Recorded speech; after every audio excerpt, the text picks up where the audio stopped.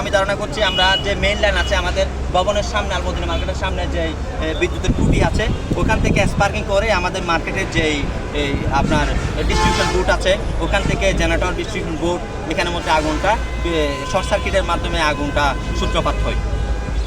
ক্ষয়ক্ষতির পরিমাণ আমরা প্রাথমিকভাবে সেটা আমরা ধারণা করছি এটা আনুমানিক সেটা 20 লাখের মতো হতে পারে।